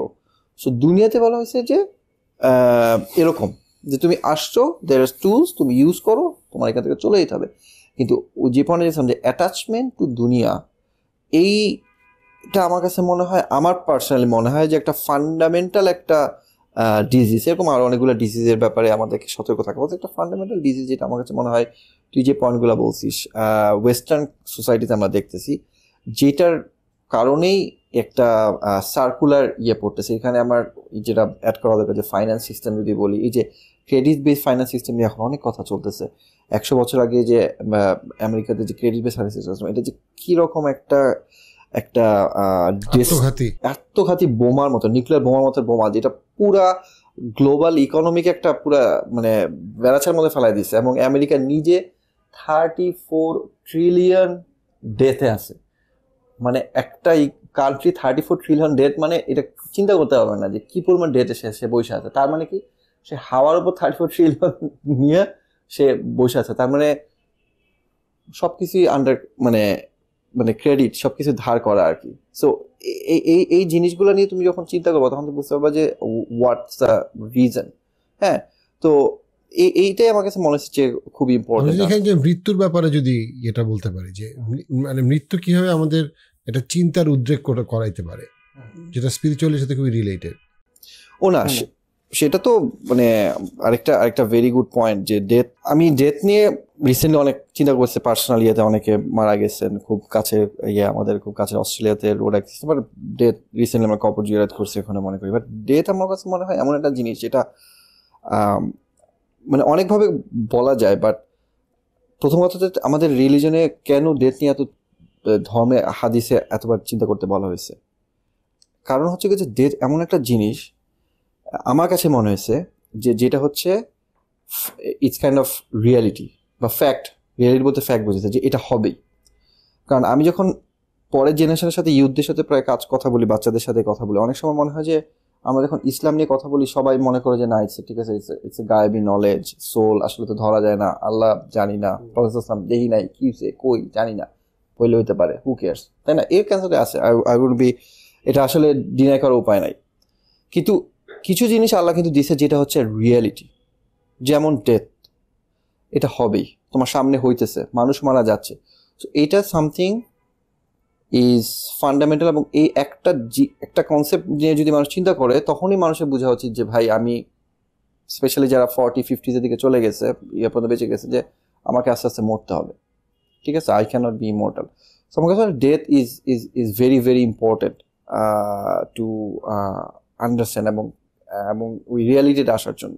হ্যাঁ, ভাইয়া হয়তো অ্যাড করতে পারবে। আমাদের ডেথের চেয়ে আমার কাছে যেটা লাগছে সেটা হচ্ছে যে যেহেতু আমি অনেকগুলি টাস্কফোর্সের সাথে যুক্ত, এবং আমি যেমন মাল্টিকালচার পুলিশ অ্যাডভাইজার হিসেবে আছি, তারপর হচ্ছে গিয়ে আমাদের বোর্ডকে জব রেডি টাস্কফোর্স বলে, মানে এমপ্লয়মেন্টের টাস্কফোর্স বলে। একটা জিনিস দেখছি যে মানে হয়তো আমাদের অনেকেই ধারণা যে ঠিক আছে ওয়েস্টার্ন যারা আছে এরা কুফফার দেশের কুফফার লোকজন, এরা খারাপ, এরা আমাদের খারাপ চায়, কিন্তু আসল বাস্তব তা না। হ্যাঁ কিছু হয়তো খারাপ হবে, কিন্তু একটা বিগ পোর্শনে আসলেই চায়, তারা যখন পলিসিগুলি বানায় বা সবগুলি চায়, ওরা আসলেই চায় ভালো করতে। যে জায়গাটা অভাব, ওরা জানে না ভালোটা কীভাবে করবে।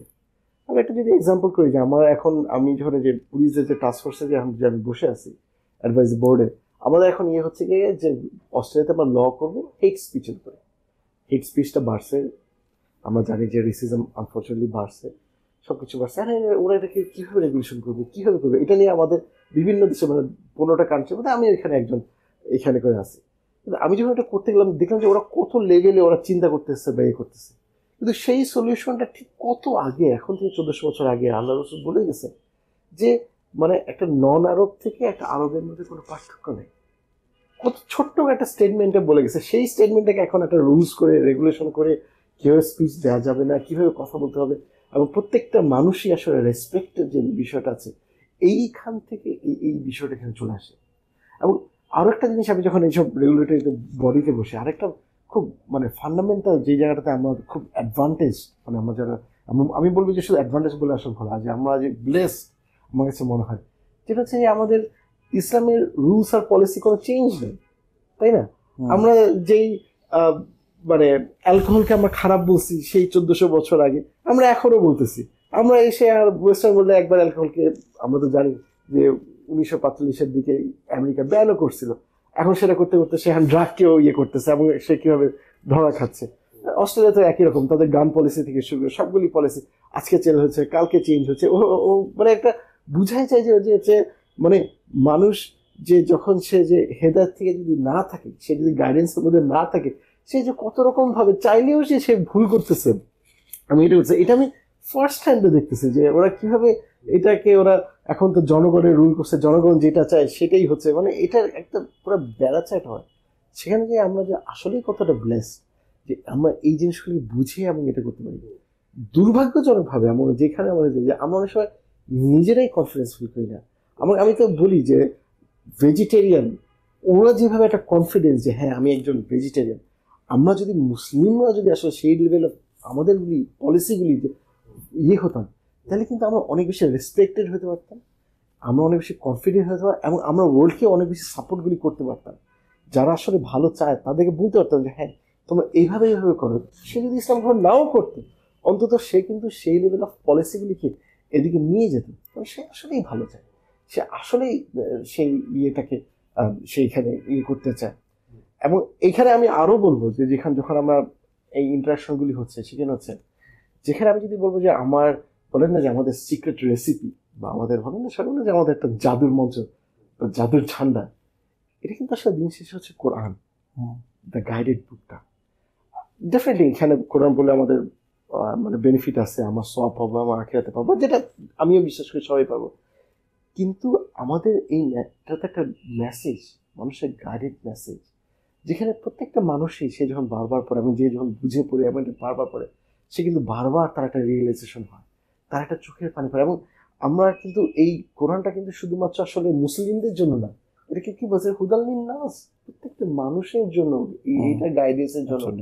এবং এইটা কিন্তু আমাদেরকে মানে শুধুমাত্র কনফিডেন্স না, এটা কিন্তু আমাদেরকে একদম টোটাল একটা আপার হ্যান্ড দেয়। এবং এইটা নিয়ে যখন মানুষের কাছে নিয়ে আসা হয়, যে এই যে বিশেষ করে ওয়েস্টার্ন বলে, তো আমি যাওয়ার পর আমার মাঝে মাঝে কান্না চলে আসে, যখন এই যে কোভিড হলো, মানুষের বিগেস্ট ইয়েটা হচ্ছে যে প্রচুর ডোমেস্টিক ভায়োলেন্স বেড়ে গেছে। ওরা বলে যে আগে যখন কোভিড ছিল, মানে লকডাউন ছিল, তখন দেখেছে সব ওরা কাছাকাছি আসছে, এই করছে, ওরা বুঝে না যে আমরা কীভাবে ফ্যামিলি করবো, কীভাবে এটা করবো, এই জিনিসটা ওরা করে না। সেখানে আমাদেরকে দেখা দিচ্ছে যে ইসলামের মধ্যে কীভাবে ফ্যামিলিগুলি একসাথে থাকতে পারে, শান্তিতে থাকতে পারে, করতে পারে।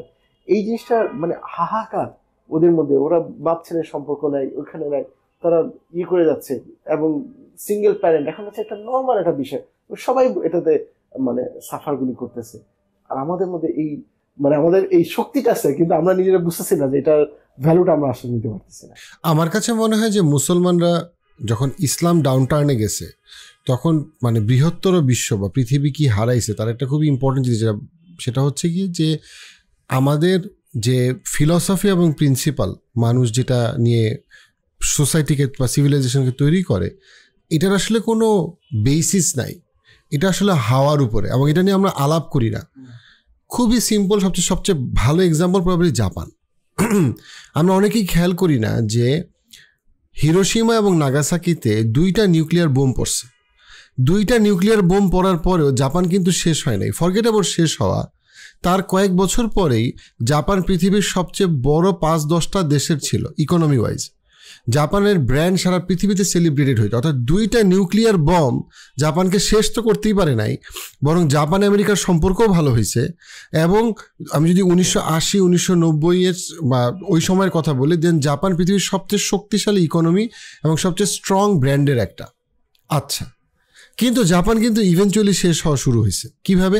2024 সালে আমরা দেখতে পাই যে জাপানের, আমি যদি রাজধানী এবং হাতে কোনো একটা দুটো শহরের বাইরে বলি, জাপানের রিয়েল এস্টেট প্রাইস 95% ডিসকাউন্টও বিক্রি হচ্ছে না। 95% জমির দাম মানে অনেক জমির দাম 90% কমে গেছে, কারণ থাকার কোনো মানুষ নাই, বাচ্চা হয় না। বলা হইতেছে যে যেখানে জাপান প্রথম 5-10টা ইকোনমির মধ্যে ছিল, নেক্সট 30-40 ইয়ার্সের মধ্যে জাপানের ইকোনমি প্রথম 50টা কান্ট্রির বাইরে চলে যাবে। খুব দ্রুতই বাংলাদেশের ইকোনমি, মানে নেক্সট 20-25 ইয়ার্সের মধ্যে বাংলাদেশের মতো অনেক দেশের ইকোনমি সাইজ জাপান ইকোনমি সাইজের থেকে বড় হবে, কারণ জাপানের ইকোনমি এই স্পিডে কমতেছে। ওয়াই? কারণ তাদের পপুলেশন কমতেছে। খুবই ইন্টারেস্টিং একটা ব্যাপার। 2টা নিউক্লিয়ার বম জাপানের তেমন কোনো ক্ষতি করতে পারে নাই। কিন্তু জাপান আসলে কেন এই ধ্বংসের দিকে যাচ্ছে? কারণ জাপানের যে ফিলসফি এবং প্রিন্সিপালস, সেই ফিলসফি এবং প্রিন্সিপালসে তারা সত্য কথাও বলতো, তারা ওরকম কোনো মানে বাহ্যিক কোনো অবিচারও তারা করে নাই, তারা কারোর সাথে যুদ্ধও করতে যায় নাই। তারা খালি একটা ভুল করছে, সেটা হচ্ছে গিয়ে আমেরিকান এবং ইউরোপিয়ানদের যে জীবন দর্শন, এটা খুব সিরিয়াসলি নিছে। তারা বিশ্বাস করা শুরু করছে, হ্যাঁ ইকোনমি গ্রো করলে সব ঠিক হয়ে যাবে। সব মেয়েরা চাকরি করা শুরু করছে, হ্যাঁ বাচ্চা নেওয়ার কোনো দরকার নেই, বাচ্চাদের কোনো দরকার নেই। ছেলেরা মেয়েরা সবাই চাকরি করছে, ওভারটাইম করছে, মানে তুমি আর তোমার জীবনের স্কোর, রেটিং, স্ট্যাটাস সব বাড়বে টাকার সাথে। খালি পয়সা কামাও, ছেলে মেয়ে পয়সা কামাইছে। সো জাপানের ইকোনমি 1960 থেকে 1990 পর্যন্ত পাগলের মতো গ্রো করছে। এখনো বাংলাদেশের মতো দেশের সবচেয়ে বড় ইকোনমিক বন্ধু একটা ডেফিনেটলি জাপান। জাপানের ইকোনমি গ্রো করছে, এক জেনারেশন ফাড়াই ফেলছে। হ্যাঁ, সবাই জাপানকে সেলিব্রেট করছে, জাপানের মতো সিঙ্গাপুর হওয়ার চেষ্টা করছে, এবং সিঙ্গাপুর অনেক দূর হয়েছেও। কিন্তু তার পরের জেনারেশন আর তার পরের জেনারেশনে কি হয়েছে? জাপান নাই হওয়ার মতো অবস্থা। আমরা এটা মানে কথাই বলি না, 2টা নিউক্লিয়ার বম যেই জাপানকে ধ্বংস করতে পারে নাই, একটা ইউরোপিয়ান এবং আমেরিকান ইডিওলজি সেই জাপানকে শেষ করে ফেলছে। এটা নিয়ে কোনো আলাপ হয় না। মূল কাহিনীটা কি? আমেরিকানরা যে ইডিওলজিটা পৃথিবীতে বিক্রি করছে, ওইটা ফর্চুনেটলি তারা এত সিরিয়াসলি বিশ্বাস করে নাই। তারা যদি খুব সিরিয়াসলি বিশ্বাস করতো, তারাও শেষ হয়ে যেত। তারা যেহেতু একটু ধরেছে, হয়তো বিতর্ক টর্কের মধ্যে আছে, কিছু মানে মানে মানে ডেমোক্রেট আছে, কিছু লিবারালস আছে, তারা মাইটপিট করে মোটামুটি জেনারেশন পপুলেশন একটা জায়গায় রাখছে।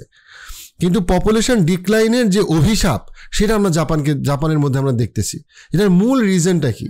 আমরা যদি এবার মুসলমানদের দিকে তাকাই, মুসলমানদের এই প্রবলেম নেই। পুরো ইউরোপের সবচেয়ে স্ট্রংগেস্ট ইকোনমির 3টার মধ্যে একটা সবসময় টার্কি, এবং এটা একটা মেইন রিজন হচ্ছে টার্কির পপুলেশন কোনো প্রবলেম নাই, বা টার্কি একটা মোটামুটি মানে ইনফ্লেশন, ফাইন্যান্সিয়াল ইনফ্লেশন যাই হোক, তারা ডেমোগ্রাফিক্যালি তারা কম্পারেটিভলি একটা সেফ পজিশনে আছে। ওয়াই? বিকজ দিনের শেষে মুসলমানদের প্রথমে আসে হচ্ছে একটা স্পিরিচুয়ালিটি, সেই স্পিরিচুয়ালিটির উপরে আছে একটা ফিলসফি, সেই ফিলসফির উপরে আছে প্রিন্সিপালস। সেটা দিয়ে সে পুরা ব্যক্তিকে এবং সমাজকে সে গভর্ন করে। সো তার একটা খুবই স্ট্রং ফাউন্ডেশন আছে।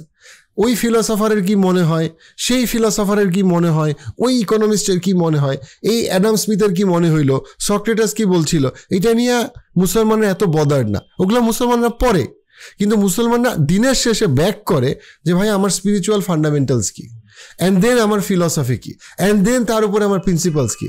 এই জন্য মানে এই পুরা জিনিসটা, এই পুরা ওয়ে অফ থিঙ্কিংটা পৃথিবী হারায় ফেলছে।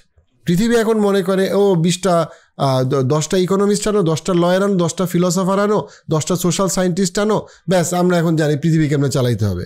গোড়ার ডিম তুমি জানো, তাহলে তুমি কেন মানে এত বছর ধরে তোমার যে মার্কেটিং, ক্যাপিটালিজম যে সব কিছুকে নষ্ট করে ফেলতেছে, তোমার যে পপুলেশন ডিক্লাইন, সব কিছু তুমি থামাইতে পারলা না কেন? করছোটা কি? তুমি একদিকে তুমি যে সিওপি যে করতেছো ক্লাইমেট চেঞ্জের জন্য, ক্লাইমেট চেঞ্জে তুমি আসলে এফেক্টিভলি কি করছো? কিছুই তো করতে পারো না, কিন্তু তুমি তো বড় বড় মিটিং মিছিল করে বেড়াচ্ছো। সো এই যে একটা প্যারাডক্স, এই যে আমরা দেখতেছি যে একটা কলাপস হচ্ছে কিন্তু কোনো যুদ্ধও বন্ধ করতে পারতেছি না, কিছুই আমরা বন্ধ করতে পারতেছি না। সো দিনের শেষে পৃথিবী যেটা হারায় ফেলছে সেটা হচ্ছে কি একটা ফান্ডামেন্টাল স্পিরিচুয়াল বেজ, যেটার উপরে সে একটা ফিলসফি এবং তার উপরে সে প্রিন্সিপালস বানাবে যেটা দেশে এফেক্টিভলি সব কিছুকে গভর্ন করবে। এখন একটা বেড়াচারা অবস্থা, অর্থনীতি আগাইতে গেলে যুদ্ধ বন্ধ করা যায় না, আর যুদ্ধ বন্ধ হইলে ইকোনমি কলাপস করে। সত্যি কথা যেটা, মানে অ্যাকচুয়ালি পৃথিবীতে কোনো যুদ্ধ না থাকলে আমেরিকান ইকোনমি কিসের উপরে দাঁড়ায় থাকবে, এরকমই তো একটা অবস্থা হয়ে গেছে। সে আমেরিকান ইকোনমি চালাতে গেলে আবার যুদ্ধ লাগে, আবার যুদ্ধ শুরু হইলে মানবতা থাকে না। তো মানে মানবতা থাকতে গেলে যুদ্ধ, মানে মানে এটা একটা বেড়াছাড়া অবস্থা না। আবার ইউরোপ, মানে নেদারল্যান্ড এবং ইউরোপ যখন চিন্তা করলো না আমরা ক্লাইমেট চেঞ্জের জন্য ক্লাইমেট কনসিয়াস হবো, তখন তারা রাশিয়ার উপরে ডিপেন্ডেন্ট হয়ে গেল। ওটার জন্য মানে রাশিয়া বেসিক্যালি ইউক্রেনে জিতে গেল। তখন ইউরোপ বলতেছে তাহলে আমি ক্লাইমেট কনসিয়াস হয়ে কী লাভ হইলো? মানে স্যারাবের একটা অবস্থা সারা পৃথিবীর। কেন? কারণ দিনের শেষে কোন ফাউন্ডেশনের উপরে আমি নীতিকে দাঁড়া করাবো সেই ফাউন্ডেশনটা তো নাই। মানুষের মোরাল কম্পাস যখন সে নিজে চিন্তা করে, আজকে তার কাছে একটা ঠিক মনে হয় 20 বছর পরে সে বুঝে ও ভুল করে ফেলছিলাম, বাট সে যে ভুল করে ফেলছে 20 বছরের মধ্যে তো অনেক ক্ষতি হয়ে গেছে যেটা সে আর ঠিক করতে পারবে না। এটা খুব এত ইম্পর্টেন্ট। আমি জাস্ট ছোট একটা জিনিস অ্যাড করবো, মানে সময়ের শেষের দিকে, যে মানে সুবহানাল্লাহ, coming back to individual level, আমি যদি ইন্ডিভিজুয়াল ইয়াহিয়া কালেকটিভলি বলছে, খুব সুন্দর একটা পয়েন্ট বলছে যে আসলে কিবলা, আমি যেটা বলি যে কম্পাস, মোরাল কম্পাসটা আমরা কোথা থেকে নিতেছি। আমি কি লিবারেলিজম এখন চলতেছে, ফেমিনিজম চলতেছে, আল্ট্রা লিবারেলিজম চলতেছে, ওদের থেকে আমি কম্পাসটা নিব? মানে ওরা যেদিকে ডিরেকশনকে ভালো মন্দ বলে, ওরা যেটাকে ভালো বলে সেটাকে আমি ভালো বলবো, যেটা খারাপ বলে সেটা খারাপ বলবো, নাকি আমার একটা ফাউন্ডেশন আছে, একটা সিলসিলা আছে যেটা হচ্ছে কোরআন, হ্যাঁ, এবং আগে প্রফেট, সেইখান থেকে আমি আমার কিবলাটা নিব? এটা আমাকে ডিসাইড করতে হবে। আমার কাছে মানে এটা খুবই ফান্ডামেন্টাল। আমার কাছে খুব ইন্টারেস্টিং লাগছে, যেহেতু আমি এখন গভর্নমেন্টে কাজ করি, বেসিক্যালি আমলা আর কি, আমরা কিন্তু অস্ট্রেলিয়ান সরকারি চাকরিজীবী। আমার একটু ডিপ্লোম্যাটিক মানে কি, ধরো আমি জাস্ট সহজ করে বলি, আমি যদি কোনো ইমেল লিখতে চাই, কারণ প্রচুর স্টেক হোল্ডার বলি, তাহলে সেগুলো মানে হচ্ছে আমার ডিপার্টমেন্টের মধ্যে অনেকগুলো পার্টি থাকে, বা অন্য ডিপার্টমেন্টের লোকজনের সাথে যখন মিটিং করি বা বাইরে ইন্ডাস্ট্রিতে মিটিং করি, খুব কথাবার্তা খুব মানে ডিপ্লোম্যাটিক্যালি বলতে হয়। ধরো আমরা কিন্তু যখন কোনো ইমেল করি বা মিটিং করি, খুব বা লেকচার দিতে গেলে আমরা খুব can be, maybe this is not useful, এগুলো খুব ইউজ করি। আমাদের টোনগুলো একটু চেঞ্জ হয়ে যায়। এটা করতে হয়, মানে you have to do it, কারণ তুমি সরাসরি না হ্যাঁ না বলতে পারবো না, একটু গ্রে রাখতে হয় জিনিসপত্র। আমি যখন রিচার্ড ডকিংস বল, হারারি, এইসব এথিস্টদের কোনো লেকচার তুই যখন শুনবি, একদম তুই ধর অনেক রমরমার শুনলি, যে তুই ডিবেট শুনবি, ওরা কিন্তু একটা বড় একটা ডিসকাশন করার পরে যখন বলে, তখন কিন্তু প্রচুর এই ধরনের ওয়ার্ড ইউজ করে। It seems like it concludes যে ইভলিউশন কারেক্ট, বা দের ইজ প্রবাবলি, ওয়ার্ডটা খুব ইউজ করে, তাই না? তুই খুব সাটেল, আমি দেখছি যে এটা আমি আগে খেয়াল করি না, রিসেন্টলি খুব খেয়াল করেছি, বিকজ আমি যেহেতু ওই রকম ওয়ার্ড ইউজ করি, ওই আমার কাজের জন্য এটা ইউজ করি। তখন আমার কাছে মনে হচ্ছে সুবহানাল্লাহ, যখন আমি কোরআনে দেখি, কোরআনে তো ওয়াল্লাহি ছাড়া কোনো কথা নেই ভাই, কোরআনে হচ্ছে সব কসম, ইন্না, ঠিক আছে, ইনডিড এটা হবেই, ডেথ আছেই, ডেথের পরে জীবন আছেই, কিয়ামত আছেই, জান্নাত আছেই, মানে তুমি যদি বিলিভ না করো তুমি গেছো, ঠিক আছে? মানুষকে সৃষ্টি করা হয়েছে আল্লাহর মানে করার জন্য, ইবাদত করার জন্য, মানে কোনো কথা নাই যে অন্য কোনো কারণে সৃষ্টি করা হয়নি, না অন্য কারণে করছিলাম না, হয়তো এটা হয়েছে, নো, মানে শুধুমাত্র কোরআনের ওয়ার্ডিং, যেটা নিয়ে নোমান আলী খান খুব কাজ করছে, শুধু wording, the style it portrays, ওইটার উপর যদি কথা বললাম, তুমি চিন্তা করো যে ভাইয়া আমি কি ওই জ্যাবা থ্যাবা যেটা খালি চেঞ্জ হতে যাই, যেটা বলবো যে ইকোনমি আজকে আছে কালকে নাই, লিবারেলিজম এন্ড ইজম, ডিফারেন্ট ইজমের পিছিয়ে কি ছুটবো, নাকি আমি মানে আমি এরকম পার্সনের জন্য বলছি, আমি খালি ভাই আমি জানি this is a book which make sense, যেটা আমি যখন কিছু জানতাম না, বাপ মায়ের পেট থেকে বাইর হওয়ার পরেই যখন প্রথম 10 বছর কিছু শিখি নাই, তখন এই কোরআন আমাকে লাইনে রাখতে পারছে, বিকজ কইছে যে তোরে ফিরা দিমু। আবার এখন আমার বয়স হয়েছে, বুদ্ধি শিখছি, পিএইচডি করছি, বাইরে খাচ্ছি, সিটিজেন হয়েছি অস্ট্রেলিয়ার, তারপরেও দেখি এই কোরআন আমারে শিখ রাখতে পারে, মানে এই কোরআন পড়লে আমার মনে হয় যে না, ঠিক কথা কইছে। তার মানে নিশ্চয়ই এমনই এক বুক, ঠিক আছে, যেটা হচ্ছে gives me certainty, gives me a কিবলা, গিভস মি মেন্টাল পিস, যেটা আমি বলি হার্টের মানে খুশু আমাকে দেয়। So why not I take it? সুস্থ সম্পর্ক খুঁজতে খুঁজতে মানুষের অসুস্থ হওয়ার মতো অবস্থা। জরিপ বলছে বাংলাদেশে যত বিয়ে হয় তা প্রথম 10 বছরের মধ্যে 32% ডিভোর্স হয়ে যাচ্ছে। আবার যারা বিয়ে করছে তারা 10 বছরের মধ্যেই তার 57% মনে করছে তারা ভুল মানুষকে বিয়ে করছে। আমাদের আজকের ভিডিওর স্পন্সর পালকি, যে আপনার এই সমস্যাটাই সমাধান করবে।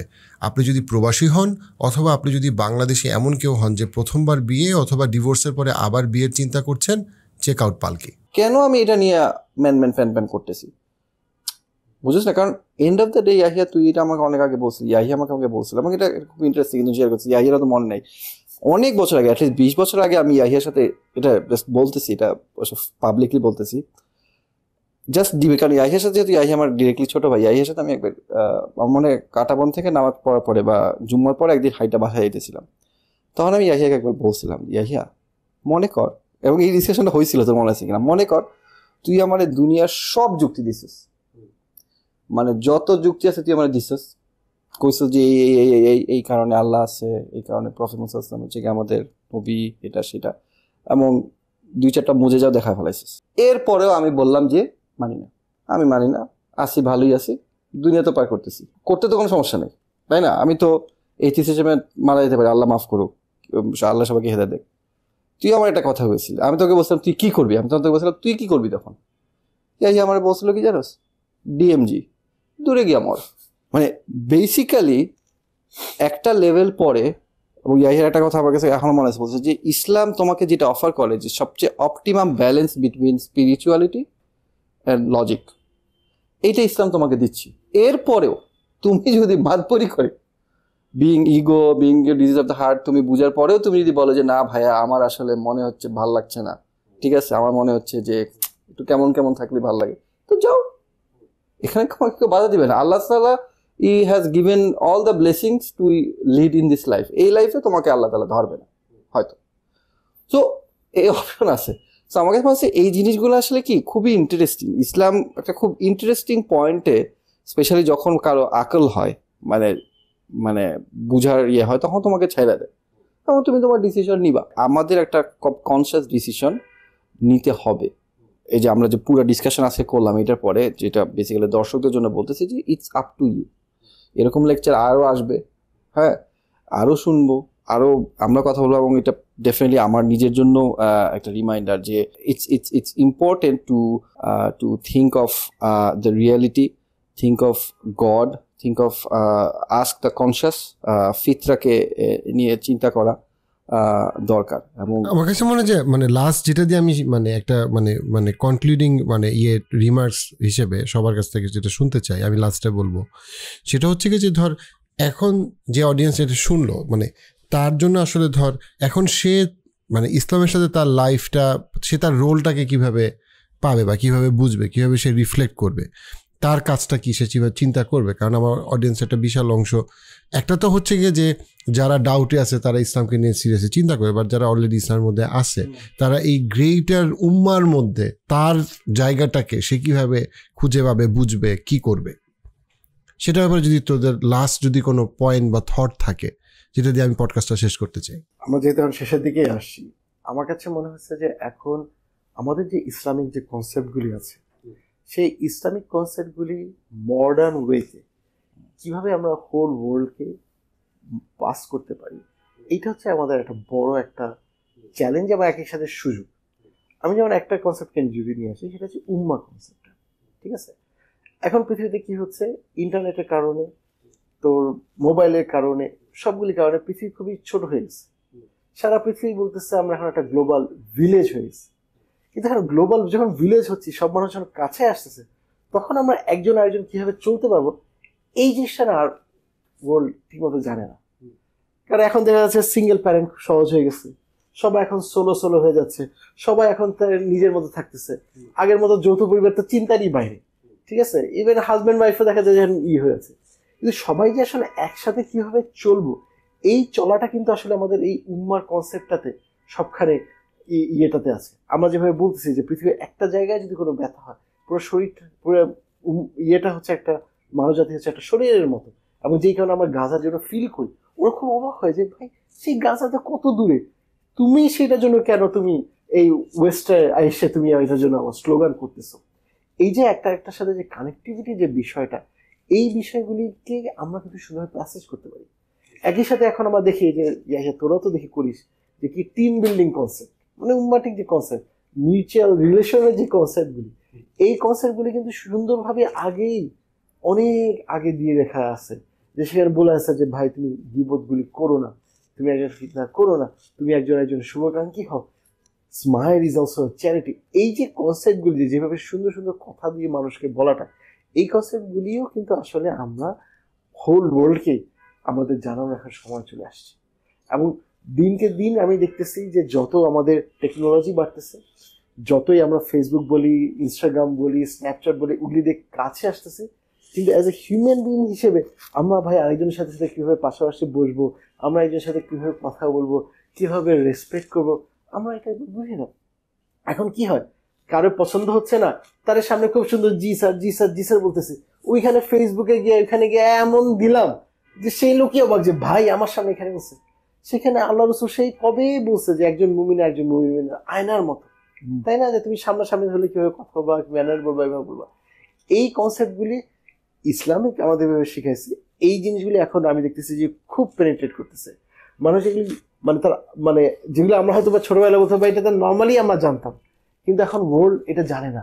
এখন ওয়ার্ল্ড একজনের সাথে ইন্টারাক্ট করে না, কারণ ওরা তো শুধু ইন্টারাক্ট করতেছে স্ক্রিন টাইমে, ও শুধু ইন্টারাক্ট করছে কিওয়ার্ডে। এইভাবে করে এখনকার যুগে এই ধরনের কনসেপ্টগুলিকে, এই ধরনের পলিসিগুলি কীভাবে আসবে, এটা একটা বড় একটা সুযোগ চলে আসছে। এবং সোসাইটিকে মানে আইদার টিম বিল্ডিং বল, মিউচুয়াল রিলেশনশিপ বল, এই ধরনের বল, এইগুলির এখন যুগ আসছে। এবং এইখানে দেখতেছি যদি আমরা যত ভালোভাবে, যত সুন্দরভাবে আমরা এখানে নিয়ে আসতে পারবো, যত ভালোভাবে করতে পারবো, তত আমরা আরো টপে চলে যেতে পারবো। এবং এটা এখন ডিমান্ডে আসছে।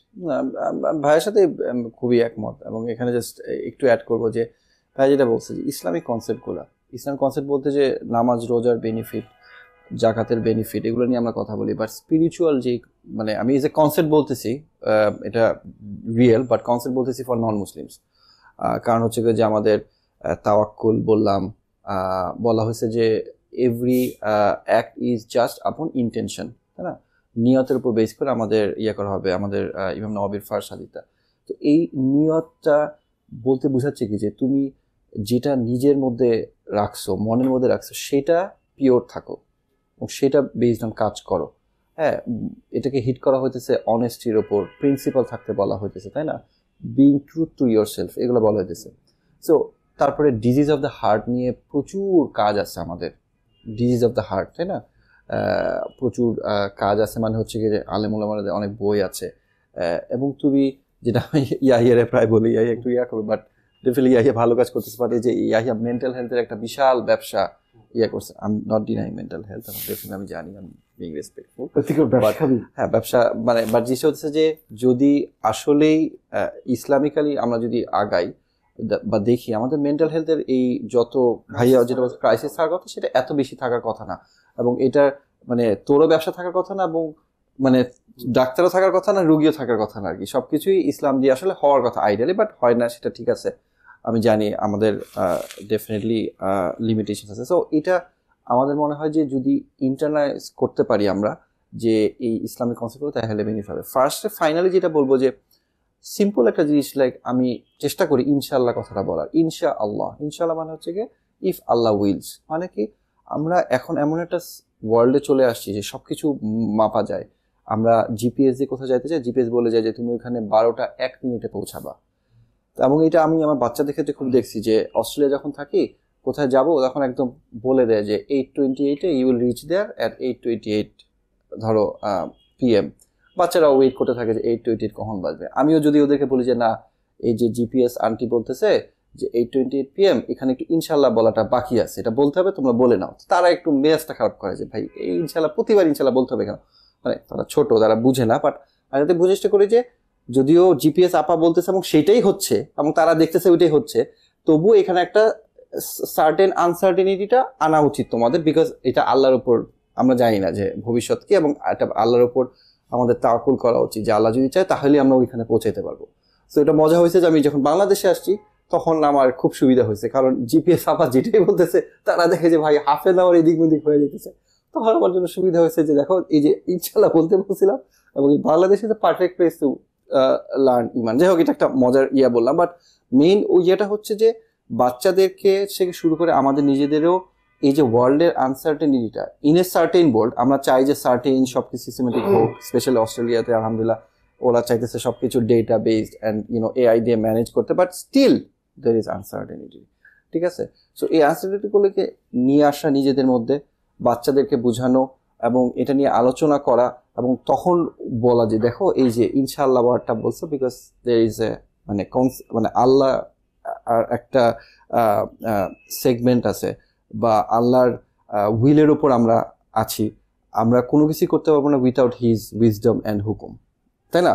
এটা এটা এটা খুবই ডিফিকাল্ট বোঝানো, বাট ওটা তুমি ইন্টারনালাইজ করতে পারবা তখনই যখন তুমি বুঝবা, সিচুয়েশনে পড়বা এবং ওইটার উপর চিন্তা করবা। তোমার যদি মাথায় না থাকে জিনিসটা, তাহলে তুমি কখনো এটা বুঝতে পারবে না। তখন তুমি সেকেন্ড যেটা বললাম ইনশাআল্লাহ না বললে, তুমি এই যে বাংলাদেশের মতো সিচুয়েশনে ট্রাফিক জ্যামে বসলে বাচ্চারা দেখবা যে খুব বেশি ইমপেশেন্ট হয়ে যেতেছে, মানুষের মধ্যে অস্থিরতা তৈরি হয়। গোয়িং ব্যাক টু তোমার মেন্টাল হেলথ, তুমি নিজে ডেফিনেটলি নিয়ে আরো বলতে পারবে যে তুমি কিভাবে স্পিরিচুয়ালিটি অ্যান্ড মেন্টাল হেলথকে কম্বাইন করছো, because that's something I think I personally feel is very important. So again এইটা আমার কাছে মনে হয় অ্যাজ এ ইন্ডিভিজুয়াল লেভেল খুব ইম্পর্টেন্ট যে স্পিরিচুয়ালিটিটাকে রিয়েলিটির সাথে কম্বাইন করা, এবং এটা একজন একজনকে যে কমপ্লিমেন্ট করে সেটা বোঝানো আর কি, এবং নিজে বোঝানো। রাইট। আমার কাছে যেটা মনে হয় যে মানে জাস্ট একদম মানে কনক্লুডিং রিমার্কস হিসেবে যে মুসলমানরা যখন ফিল করে যে তারা ডাউন টার্নে আছে এবং কনফিডেন্স কম, এবং সেক্ষেত্রে কীভাবে তার রোলটাকে বুঝবে, যে জিনিসটাকে চিন্তা করা যে অ্যাজ আ কনক্লুডিং রিমার্কস মুসলমানরা যখন চিন্তা করে যে আমরা ডাউন টার্নে আছি, আমরা কীভাবে ভালো কিছু করব, আমার কাছে মনে হয় এটা খুব সিম্পল ওয়েতে চিন্তা করার। সেটা হচ্ছে যে ধরেন আপনি একটা মরুভূমিতে আছেন এবং প্রচুর লক্ষ কোটি মানুষ আপনার সামনে আসে যারা মানে একদম পানি না পাইলে মারা যাওয়ার মতো সিচুয়েশন, এবং তখন আপনার কাছে মানে আনলিমিটেড পানির সোর্স আছে, কিন্তু ওই আনলিমিটেড পানির সোর্সটা আপনি দেখেও দেখেন না, বুঝেও বুঝেন না, আবার আপনি তাদের সাথে শেয়ারও করতেছেন না, যদিও সেটা আপনার জন্য খুবই ইজি। আল্লাহ আপনাকে ওই জ্ঞান দিছে যেটা অন্যদেরকে দেয় নাই। মুসলমানরা শুধু ডাউন টার্নে নাই, পুরা পৃথিবী ডাউন টার্নে আছে। আপনি যে চিন্তা করেন একটা আমেরিকানও আজকে ভালো নাই, রাশিয়ানও ভালো নাই, চাইনিজও ভালো নাই, জাপানিজও ভালো নাই, মুসলমানরাও ভালো নাই। কেন? বিকজ আমরা ইসলাম থেকে দূরে গেছি। ইসলাম হচ্ছে ওই মরুভূমির পানিটা যেটা দিয়ে আপনি নিজেকে সিক্ত করতে পারেন এবং আপনি সবাইকে সিক্ত করতে পারেন বিনা পয়সায়। সো মুসলমানদের একটা বিশাল একটা দায়িত্ব আছে যে ইসলামকে ঠিকভাবে রিপ্রেজেন্ট করার। প্রথম হচ্ছে কি ইসলামকে নিজের লাইফে আনার, অ্যান্ড দেন ইসলামকে প্রপারলি রিপ্রেজেন্ট করার, বিকজ ওই ইসলাম হচ্ছে ওই মরুভূমিতে পানিটা, যেই পানিটা ছাড়া ওদের আর অন্য কোনো পানি নাই, যেটা ছাড়া ওরা আলটিমেটলি ওদের যে ওভারঅল হিউম্যানিটির যে ওয়েলবিং সেটা যে স্টেবল সাস্টেনেবল ওয়েতে ফেরত আসবে তার কোনো সুযোগ নাই।